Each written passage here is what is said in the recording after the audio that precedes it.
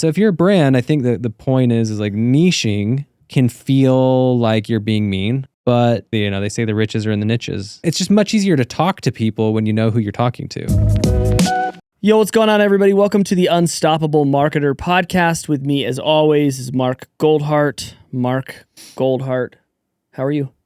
Doing well. Good. Going on a fishing trip tomorrow. You are. I didn't know about this. You don't need to know. Yeah. I'll be working. Nice. Where are you going? Manti LaSalle area. Find some dinosaurs? We'll try. We'll try. Yeah. But yeah, it's just one of my favorite little fishing holes and creeks. Nice. So I'll be working. Starlink, hashtag Starlink. Yeah, hashtag Starlink. So my days won't look that different, honestly. It's just I get to walk out of the trailer, go fish in the morning. Come back, work. Fish later. Maybe fish during lunch a little. Yeah. Come back, work. Are you bringing the kids and the wife? No, this is just some buddies. Nice. Very cool. Mark's always trying to get me to come with him, and I have yet to come with him in his trailer on a fishing trip, and I should. You won't. I will.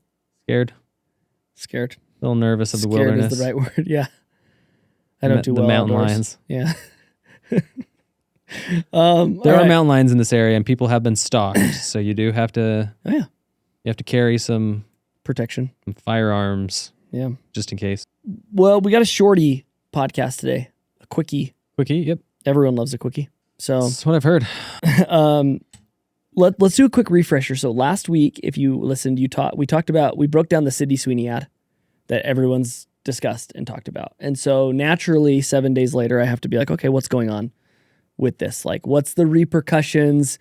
Are we hearing is American Eagle getting trashed? Are they on the up and up? What's going on? 28 on? days later. Are you referencing this show? Yeah.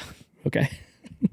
We don't know how the contagion effect has really impacted the environment for 28 days. Yeah. Well, we're only 10 days deep into this. So 10 days later. The virality. If you go and look. Do you get it though? Because it's viral, like a virus. Yeah, I like it. I think it like was a zombie virus. Yeah.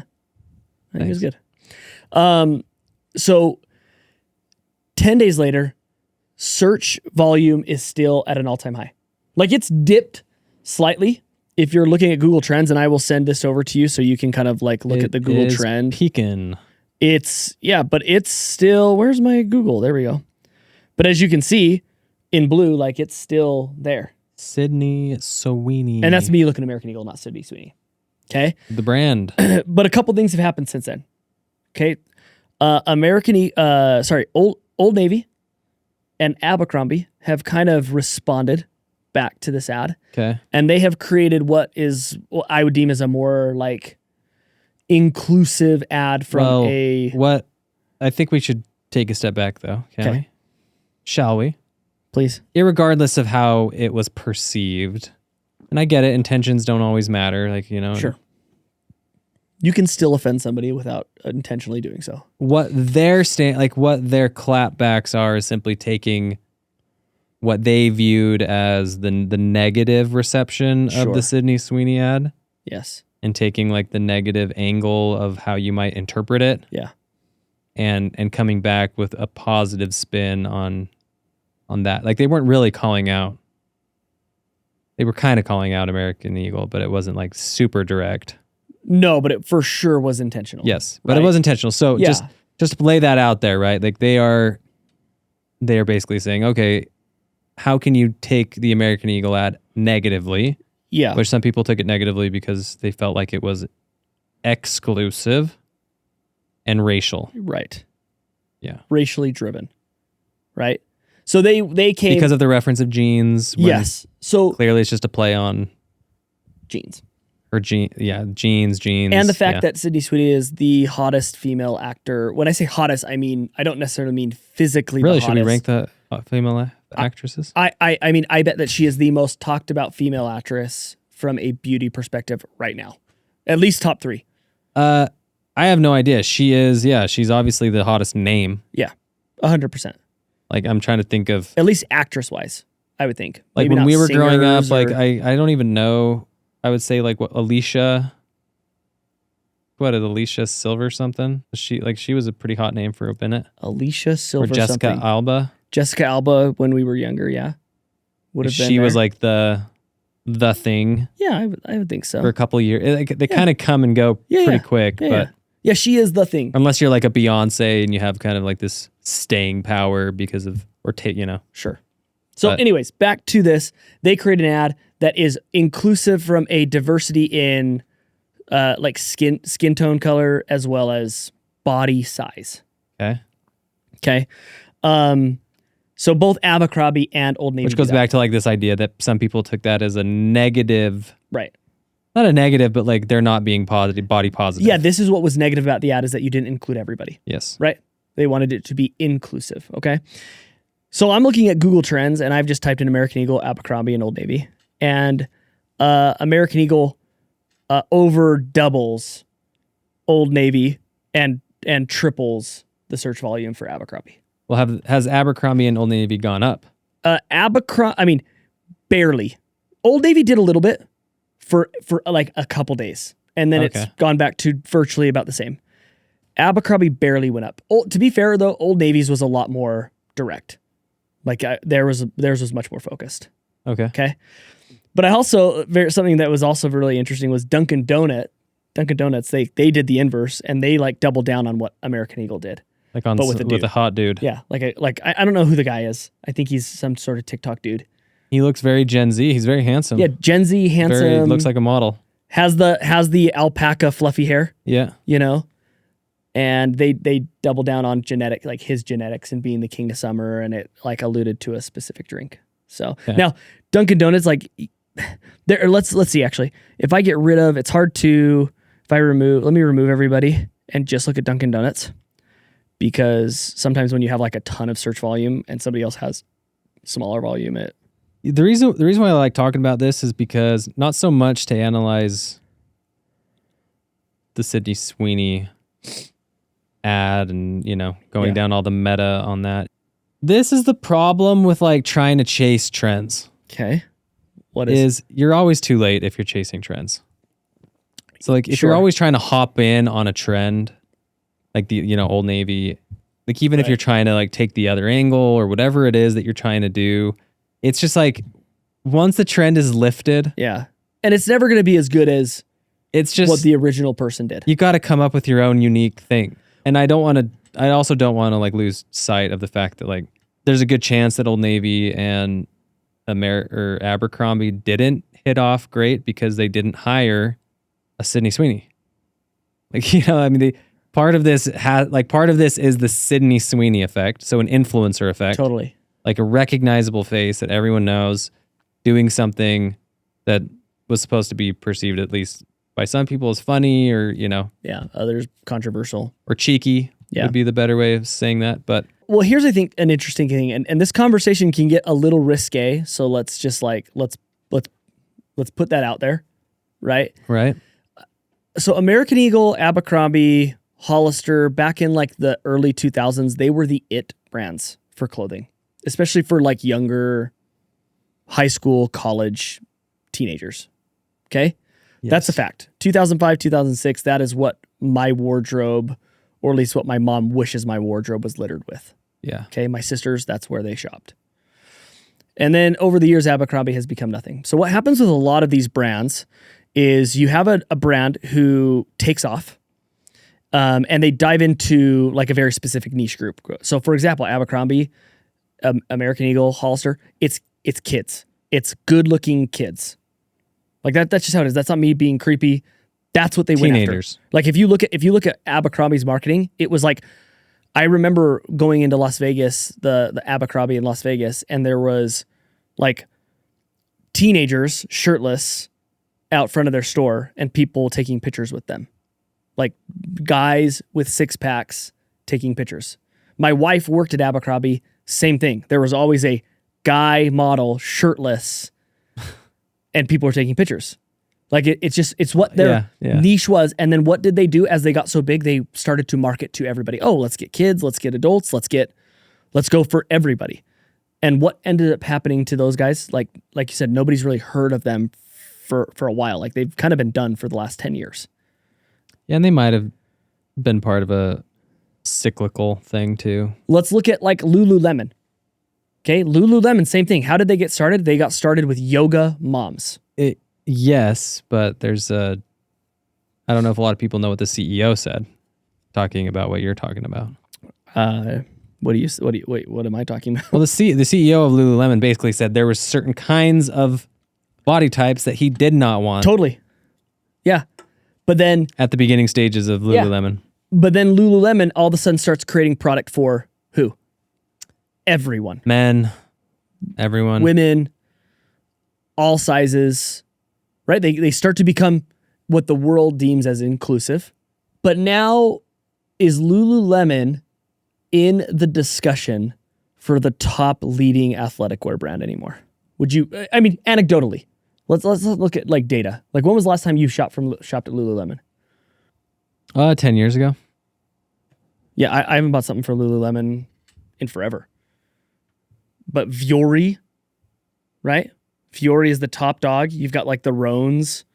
You've got a Aloe. lot of people have entered into the space, like Aloe. Yeah, but those they've kind of gone after. So the point I'm just trying to make right now is there is this cycle in brand behavior where you win big by going after small groups. We call it just niching down. And what happens is brands start to feel like they're tapping out of what is deemed as their total addressable market. And so they go bigger and say, oh, well, we used to just only make men's clothes. Now let's make women's clothes. Let's be more inclusive.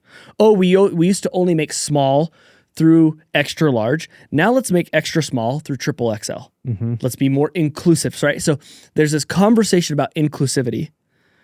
But oftentimes what happens from a brand perspective and from a marketing perspective, okay, once again, I'm saying I'm not taking a stance on an inclusive versus exclusive approach to looking at life. I'm just saying from a marketing perspective, there is a big trend that once a brand starts to go more inclusive from a sizing perspective and from not even from sizing, talking to anyone and everyone. Well, I think the that point people start to forget about them. Yeah, I think the point you're trying to make is like, should a motherhood brand talk to fathers too? Well, yeah, exactly. Right? It's exclusive if you're not like involving. Let's take race. Let's take size out of it, right? Yeah, like I like this, if right? you sell, moms versus dads. If you sell kids clothes and you're only advertising to dads, like, are you going to do as well as if you're talking to moms? The trends would say no. I mean, I just think it's obvious. No, of course you're not. Yeah. And why is that? It's because dads don't even buy it. So a lot of times what happens is people try talking to people who have no interest in even buying your kind of product. Yeah. Like it's okay to talk to people and be, quote, inclusive.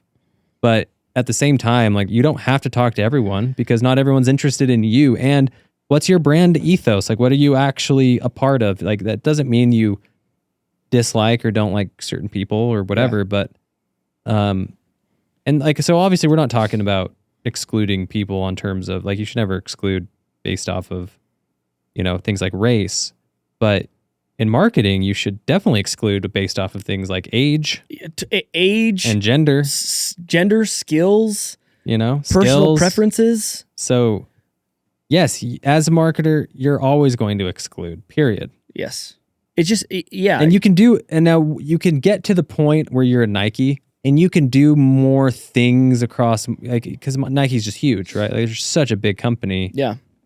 That they can do women's and men's, and they can do basketball and track and like everything underneath this like athletic umbrella. But guess what? Like they also have cut things out. They cut out their golf equipment. Totally. And they only do golf apparel. Yeah. Because they've cut out a lot of it's not just golf equipment, they've cut out hard goods. So they cut out hard goods. Yeah. Because it became like there's too much going on. They are an apparel shoe company. Yes. Right. So is that being, is that exclusive? Yeah, is that them being wrong from a world standard because they're not including everything? And the answer is of course no. So if you're a brand, I think that the point is like niching can feel like you're being mean. And also feel like you're putting yourself into a box. But your niche is gonna, they say the riches are in the niches, right? Yeah. It's just much easier to talk to people when you know who you're talking to. Totally. So like we did an audit for like a gifting store, and they do like custom gifting for like families. Like, oh, if you're a father, like we'll help curate this gift for your wife or for your kids, or mothers to fathers and kids. And there's just like all this like cross stuff, tons of SKUs. It was just like, but who are you talking to exactly? Yeah. Are we talking to moms? Are we talking to dads? Are we talking to both? Are we? Yeah. And like, why are we even talking to dads when like dads don't even make these decisions really? Sure. Yeah. And just because you don't talk to them doesn't mean you're Like, why are you spending half your excluding them, right? Yeah, why are you spending half your budget talking to dads? Yeah. Like they're not, like they might be efficient from a monetary, but not scalable. Yeah. So why are we spending 50% of our money talking to dads when like you're not going to grow talking to dads? Like it's going to be with women, because you can talk to them directly to them. And guess what? A lot of women will nudge the dad into buying. Sure. So talk to who your audience actually is and what makes sense, but don't just like blanket throw out there like, oh, like we're just going to have say everyone's my customer. On our, because I think everyone obviously would want that. Yeah. Right. Obviously, you want your total addressable market to be all 350 million Americans, but there's no brand that exists that way. Not even Nike would say that. This episode of The Unstoppable Marketer is brought to you by BFF Creative. Let's be real, hiring designers and video editors can get super expensive, and that's why I'm excited about what BFF Creative has done. They've built a subscription design service that gives you the feel of an in-house creative team, but at a fraction of the cost, which I'm sure we all could use right now. From ad creatives to social media posts, video edits to full website designs, BFF gives you unlimited designs and unlimited requests starting at just $1,000 a month. The best part about this, their custom app makes it super easy to submit projects, give feedback, review work, and store all of your creative in one place. As a listener of the podcast, you get 25% off your first 2 months with code Unstoppable25. That means unlimited creative for as little as $750 a month. Go check them out right now at bffcreative.co. The other thing that I think that the direction we haven't gone down on the problem with niching and then expanding that we've seen a lot of brands really fall into is, have you heard of there's a TikToker, his account's name is Hub's Life. Have you heard of this guy, Hub's Life? Have you guys heard of Hub's Life before? No? No. So Hub's Life, look him up, HUBS.life. He is this guy who built an entire TikTok audience around the de-glamorization of like the hustle and bustle of entrepreneurship. So a lot of people on TikTok will show their lives and how they're entrepreneurs, and I'm getting up at 4 a.m. and I'm da-da-da-da-da-da. And he was so disciplined. Yeah, and he was one of the first people to be like, hey, I have a 9 to 5. I wake up and I clock in at 9 o'clock. Was he the guy that does like the day in the life of a 9 to 5? Yeah, he does day in the life. Yeah, he does day in the life. He's like, I take a 30-minute lunch. I walk to it. I get back in my Hyundai Sonata. I work from home. 1 to 5. I cook dinner with my wife. I take my dog on a walk. And it was just that. And he built this awesome audience, like huge audience, okay? And it was really cool because at the time you had not seen a lot of people glamorizing the 9 to 5. Everyone was glamorizing entrepreneurship, right? And owning your own business on TikTok. So he's this guy who just creates this audience of people who are like, oh my gosh, this is so refreshing. I mean, most people are not entrepreneurs. Most people actually fit the 9 to 5 role, but no one was creating content for him. So this guy creates this day in life content, super relatable, getting tons of fans. And guess what happens? He starts to make enough money where he doesn't need his 9 to 5 job anymore. So he turns around, tells everybody he's kind of quitting his job, but doesn't really say he's like about to become an entrepreneur. And he becomes an entrepreneur and starts creating content around the day in the life of an entrepreneur, thinking that, oh my gosh, does he lose his audience? Loses everything. Like he is more talked about. I mean, now this is getting to be a little bit more older news. Like this is probably about 2 months ago that this happened. It got so bad that this guy had to turn off his comments. So he doesn't put comments on because people just trash him. Like there has been the biggest boycott against this guy because what happened was he changed and flipped the script on an audience. So we have this kind of thought process where it's like, okay, hey, if you start to become more inclusive to say, hey, my product is for everybody, my brand is for everybody, you have the chance of getting completely lost. But on the flip side, if you go from one niche to something completely different, you have the chance to completely lose something you have already built. Does that make sense? Yeah. Of course it does. Like, Are you looking him up right now? Yeah, we've seen that. Yeah, there's a Rolling Stone article about him. Yeah. I mean, every news article has picked this up. Like, I feel bad for the guy because the guy got absolutely worked over. Like, people were just absolutely throttling him. That's in comments funny. And creating, videos that are getting hundreds of thousands and millions of views on like, this is where Hub's life went wrong. Right. Feel super bad for the guy because like he built something so cool that he's like, I don't have to work anymore. Who wouldn't take that? You know, like all I get to do is be a content creator and edit videos, like, and make double or triple what I was making. But what was the, like, yeah, that's kind of funny because nobody, and this is one of the things where hiring a consultant can be beneficial for people. You know, I know everyone wants to trash on consultants. Sure. But, you know, a good marketing consultant would have said, hang on a second, dude. Maybe don't quit it. Maybe like, go hey, part-time. man, like your whole audience your whole shtick is built people. around the fact that you are like them. Yeah. You are like a man of the people. Yeah. The second you go, quote, entrepreneur, you are no longer a man of the people. you're no longer part of that, you know? Like, you're no longer glamorizing the everyday man. Totally. Like, you're running a huge risk by saying, hey, thanks everyone, I'm an entrepreneur now. And then everyone's like, wait a second, I'm not following you for that. Yeah. I'm following you to do your 9 to 5. Yeah, totally. Make me feel good about myself, or make me feel good about 9 to 5. I can't, whatever the reason, like, that's the ethos. And he was being, you could say he's being exclusive to people who don't have 9 to 5s. Yeah. So, I mean, listen, let's as we wrap things up, like the two thoughts I have, I think that there has been this movement that social media has put into the atmosphere that brands need to be inclusive. And if they are not inclusive, therefore they are bad. And there are some brands that fall to the mob, the social media mob, and they take a stand and they become more inclusive. But there's a huge risk that it hurts your marketing and can hurt your business, right? There's examples of this using pop culture.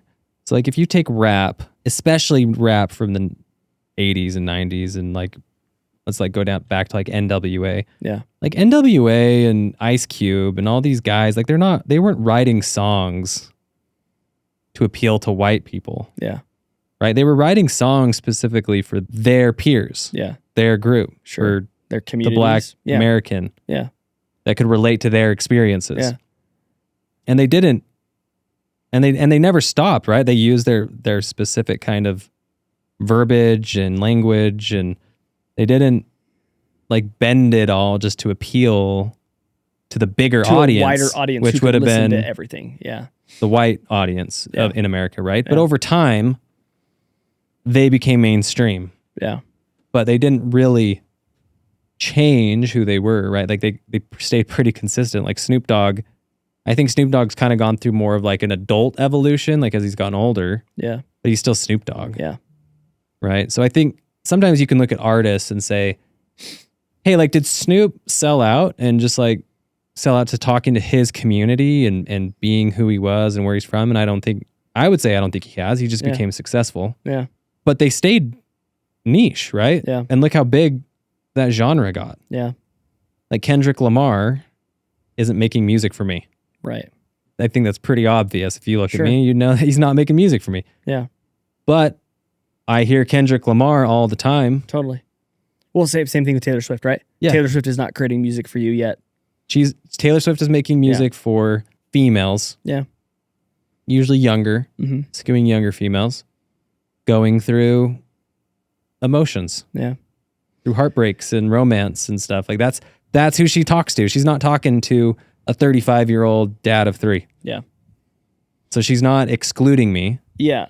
But like you could say, well, why don't you make... If she isn't, yeah. I make a song about me. Make a song about good dads, Taylor. I think there's probably... Somebody could clip this podcast and make us seem like we're terribly, like, in social media's world, racist by what we're saying, or sexist, or not body positive or whatever. The point we're just trying to make is often you have to be very careful when it comes to the term inclusivity in your marketing strategies, because sometimes and most times it's very, very important to niche down to a specific type of person, right? The granola mom who only consumes natural products. Like, that's a niche to somebody who might want to buy, we've worked with people who sell breast milk jewelry, right? Like that's the type of person who's buying those kinds of things. Yeah. But does that exclude the mom who does formula, who can't breastfeed, who, like, yes, it does, but does that mean that she is not an inclusive person? No. Right. It just means that she's narrowed down something that somebody wants. And the most important thing in marketing actually isn't the messaging, it's the audience, who then you can tailor the messaging to. Yeah, it's product market fit. Yeah. And you got to make sure your message matches the market that your product fits in. Exactly. 100%. Like, that's all it is. Yeah. So at the end of the day, American Eagle, I give it a massive win. Like, it's a massive win for what they did. It's a massive marketing win. Whether it's a long-term stay, no idea. It's 28 days later. We'll find out. Yeah. We'll keep giving updates on See this. if there's a zombie outbreak from it. Yeah. Like what yeah. It was a great marketing decision, keyword, marketing decision, because they targeted their old audience that got them to where they once were. Yes. Which were people who cared about hot people wearing their clothes. Yeah. And if you're listening to this, I'm doing quotation marks in hot because obviously that is a relative term. And I don't have any American Eagle, and I will probably never own American Eagle. Yeah. But they're not talking to me. Yeah, nor me. And I hope everyone understands what we're trying to say here, right? Like, these are marketing wins. We're not talking about being inclusive in life and how you treat other people. We're talking about just and curating your message. Yeah, we're just talking about how if you want to succeed and get the right attention, narrowing things down is strategically and historically the best way to do so. Yes. But it is hard. It is hard for certain kinds of brands because it's easy to get lost in the ambiguity of a certain audience. Yeah. Which, like American Eagle, like, there's a lot of ambiguity in that audience. Yeah. But what did they say? They're like, hey, we're targeting young people. Young people all love Sydney Sweeney now. Yeah, they care about that type of stuff a lot more, right? Like, she's the it thing that everyone's looking to, so let's go after her. Sure. That's kind of all they did. Yeah, I agree. Cool. Yeah, it's really not rocket science with that. No. Niching is powerful, like Mark said. There's riches in the niches. There are. Yeah. So if you're feeling like you probably have a lot more TAM to lap up before you feel like you have to introduce a new category. Fair enough? Yeah, usually people are more worried about expanding before they should. Yeah, I agree. Yeah. And not saying expansion it's usually is the a wrong message thing. issue, not a... And not saying expansion is the wrong issue, is not, you don't do that. But it's a lot harder to expand than it is to nab up more message. TAM. Yeah. For sure. All right. Thank you, guys. This was short, quick.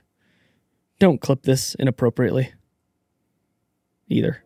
So I'm not saying that to you, Nate. I'm saying that to the rest of anyone else who listens to this.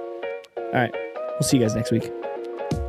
Thank you so much for listening to the Unstoppable Marketer podcast. Please go rate and subscribe the podcast, whether it's good or bad. We want to hear from you because we always want to make this podcast better.